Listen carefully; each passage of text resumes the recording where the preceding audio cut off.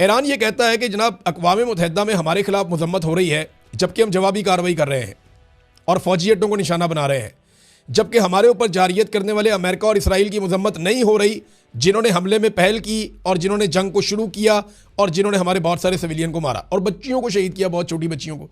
अब ईरानी वज़ीर ख़ारजा ने जब ये एतराज़ किया या ये गिला किया तो ये गिला दुरुस्त दिखाई देता है, लेकिन अक़वाम मुत्तहिदा में क्योंकि वीटो का एक इख्तियार मौजूद है और उसको कोई भी इस्तेमाल कर सकता है, अमेरिका, रशिया, चाइना, बाकी मुल्क भी इस्तेमाल करते हैं, बरतानिया, तो ये वीटो की पावर इस्तेमाल करके वो किसी भी करारदाद को डाउन कर देते हैं, डस्टबिन में फेंकवा देते हैं और उसकी फिर हैसियत रहती नहीं है। नाज़रीन, ईरान ने एक और इल्ज़ाम लगाया। ईरान ने कहा जनाब कि जो हमारे ऊपर अटैक हुआ था, ये जो खारक के ऊपर एक अटैक हुआ जजीरे पे, जहाँ से ईरान का 90% 80% उनका तेल सप्लाई होता है, दुनिया को जाता है, उनके लिए बहुत इंपॉर्टेंट है तेल की तनसीबात के हवाले से, वहाँ अमेरिका ने अटैक किया था। डोनाल्ड ट्रंप ने उसको अनाउंस किया था।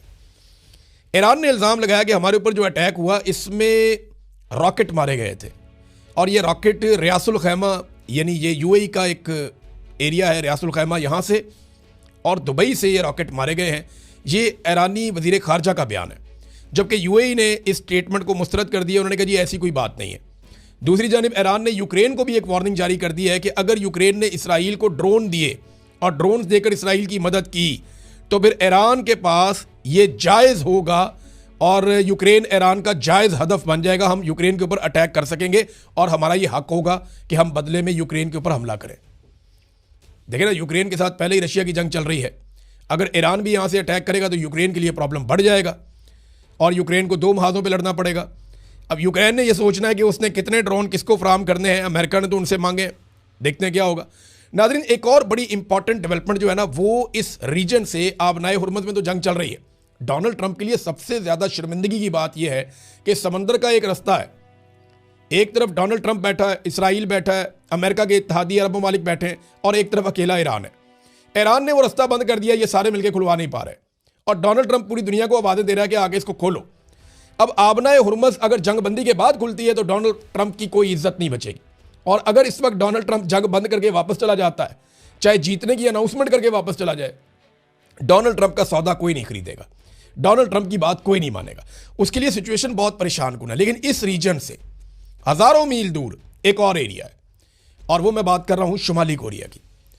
शुमाली कोरिया में दो लोग बहुत इंपॉर्टेंट हैं, एक किम जोंग उन और एक उनकी बहन किम यो जोंग। ये दोनों बहुत इंपॉर्टेंट हैं। इनकी बहन के स्टेटमेंट को भी बहुत अहमियत दी जाती है। तो किम जोंग उन ने कहा कि हम जंग नहीं चाहते, लेकिन हम जंग को अवॉइड भी नहीं करना चाहते, यानी हमारा कोई इरादा नहीं है। अगर जंग मुसल्लत की गई हम लड़ना भी चाहते हैं फिर, यानी जंग को अवॉइड करने का हमारा कोई इरादा नहीं है, लेकिन हम जंग लड़ना नहीं चाहते। अमेरिका ने हमला करके बेशर्मी की है, ये गैर कानूनी जारहियत है, इसको ये करार दिया किम जोंग उन ने। जबकि उनकी जो बहन है किम यो जोंग, उन्होंने कहा कि अमेरिका और साउथ कोरिया की जंगी मुश्कों के खौफनाक नताइज बरामद होंगे, ये वार्निंग दी उन्होंने। ये अभी अमेरिका और जनूबी कोरिया वहाँ पे जंगी मशकें कर रहे हैं, जिसपे 10 मिसाइल मारे हैं किम जोंग उन ने और उन मिसाइलों को इंटरसेप्ट नहीं कर सका अमेरिका या जनूबी कोरिया। जनूबी कोरिया और शुमाली कोरिया में लड़ाई रहती है ना, और शुमाली कोरिया की लड़ाई जापान के साथ भी रहती है, तो इसलिए अमेरिका ने वहाँ पे एयर डिफेंस सिस्टम लगाए हुए हैं। वो एयर डिफेंस सिस्टम निकाल के वहाँ से ले गया अमेरिका, इसराइल को बचाने के लिए। मिडिल ईस्ट के अंदर उनको ज़रूरत है, तो अब यहाँ पे उन्होंने जब मिसाइल मारे तो वो इंटरसेप्ट नहीं हुए और अब किम जोंग उन को ये पता है कि वो जो भी मिसाइल मारेगा ये फिजा उसके लिए खाली है। ये माहौल बन गया वहाँ पे, तो वो धमकी शमकी भी उन्होंने लगा दी है। और ये उनकी बहन ने भी कह दिया है कि अमेरिका और साउथ कोरिया की जंगी मशकों के बड़े खौफनाक नताइज हो सकते हैं। ये एक तरह की वार्निंग उन्होंने जारी की है। नाज़रीन, अमेरिका ने बड़े बड़े मुल्कों से मदद मांगी, वो तो बड़ी दूर की बात है। स्विट्ज़रलैंड जैसा एक छोटा सा मुल्क यूरोप के बीच में है, कोई इतना बड़ा तगड़ा मुल्क भी नहीं है। स्विट्ज़रलैंड ने 2 अमरीकी फ़ौजी जहाज़ों को या परवाज़ों को अपनी फ़िज़ाई हदूद के इस्तेमाल की इजाज़त देने से इनकार कर दिया। अब आप अंदाज़ा करें कि अमेरिका की हालत इस वक्त क्या बन चुकी है कि स्विट्ज़रलैंड जैसा एक मुल्क वो मना कर रहा है, नहीं जी आप तैयारे यहाँ से नहीं गुजार सकते। एक और नाज़रीन, आपको मैंने बताया था प्रोफेसर जियांग के बारे में। ये चाइना के एक प्रोफेसर हैं जो कैनेडियन नेशनल है। इन्होंने पहले कुछ पेशन गोइयाँ की थी जो बिल्कुल ठीक साबित हुई हैं। अब इन्होंने 3 पेशन गोइयाँ मौजूदा हालात में की हैं। एक, उन्होंने कहा कि अमेरिका ईरान के खिलाफ एटमी हथियार इस्तेमाल नहीं करेगा। देखें ये अगर जब भी करेगा ना तो इसराइल करेगा, अमेरिका नहीं करेगा, ये मुझे भी अंदाज़ा है। उन्होंने कहा जी अमेरिका ये हथियार इस्तेमाल नहीं करेगा, एटमी हथियार। दूसरा उन्होंने कहा कि ईरान में अमेरिकी फ़ौजें दाखिल होंगी।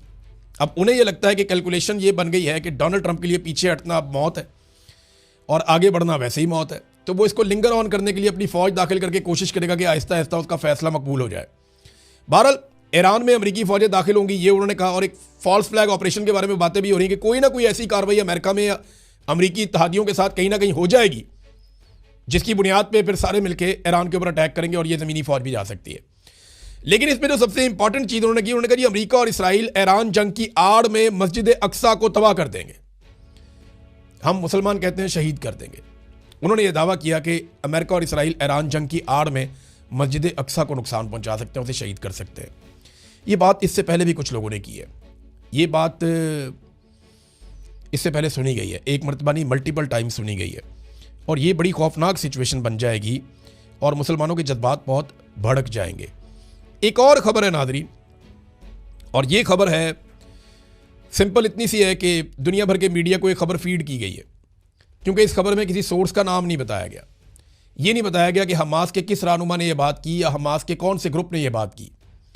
बस ये एक तस्वीर शाया करके ये लिख दिया गया कि दुनिया भर के मीडिया को यह खबर जारी की गई है, और मीडिया में छपी हुई है, आप गूगल करके देख सकते हैं कि हमास ने ईरान से एक दर्द बड़ी अपील की है कि जनाब आप अरब ममालिक के ऊपर हमले ना करें। देखिए ईरान बार बार ये कह रहा है कि हम तो अरब ममालिक पे हमले नहीं कर रहे, हम तो उनको शहरियों को बचा रहे हैं, हम तो सिर्फ उस दुश्मन पे हमले कर रहे हैं जो अरब ममालिक की सरजमीन को हमारे खिलाफ इस्तेमाल कर रहा है। ये ईरान बार बार कहता है। बहरहाल इस खबर का कोई सोर्स अभी तक सामने नहीं आया, सोर्स सामने आएगा तो पता चलेगा कि ये कौन है। हाँ, एक खबर और जो पाकिस्तान से दी गई और पाकिस्तान की हुकूमत ने दी, आबिद शेर अली यानी नवाज शरीफ साहब की, शहबाज शरीफ साहब की फैमिली के बंदे हैं, बहुत इंपॉर्टेंट शख्सियत हैं, PMLN की हुकूमत का हिस्सा हैं। तो आबिद शेर अली ने दावा किया कि मुल्ला हैबतुल्लाह को कत्ल कर दिया गया वहाँ पे पाकिस्तान एयरफोर्स की जानिब से अफगानिस्तान में। अब ये बड़ी अजीब चीज़ है, यानी आबिद शेर अली ने लिखा कि कंधार पर ताज़ा तरीन पाक फ़ज़ाइया के हमलों के बाद तालिबान के सुप्रीम लीडर मुल्ला हैबतुल्लाह खूनज़ादा की सूरत हाल गैर वाज़ेह है। मुतअद्दिद ज़राए दावा कर रहे हैं कि वो पाकिस्तानी हमलों में हलाक हो गए हैं। अब हमने सारा मीडिया चेक किया, 3-4 साल हो गए इनके बारे में खबर ही क्यों नहीं आई इंटरनेशनल मीडिया में, और इस तरह की कोई खबर है भी नहीं। ये एक फेक खबर है। इस पे जो उन्होंने तस्वीर लगाई उसमें मुल्ला हैबतुल्लाह की तस्वीर लगा के उसके ऊपर एलिमिनेटेड लिखा हुआ है। देखिए मुझे नहीं लगता कि पाकिस्तानी फ़ौज या पाकिस्तानी हुकूमत कोई इस किस्म का रिस्क लेगी, क्योंकि इसके असरात कई दहाइयों तक जाएंगे। ये आग से खेलने वाला काम है। मैं किसी के नज़रिए या किसी की पॉलिसी की बात नहीं कर रहा, मैं ये कह रहा हूँ कि दोनों हमसाया ममालिक हैं और दोनों को रियलिटी के साथ चलना होगा, एक दूसरे को तस्लीम करना होगा, एक दूसरे की मदद करनी होगी, और दहशतगर्दी को मिलकर जड़ से उखाड़ना पड़ेगा, तभी दोनों ममालिक में अमन आएगा। वैसे आपस में जितना मर्जी लड़ते रहे, एक दिन टेबल पे ही फैसला होना है। अब तक के लिए इतनी अपना ख्याल रखिएगा, अपने चैनल का भी। अल्लाह हाफ़िज़।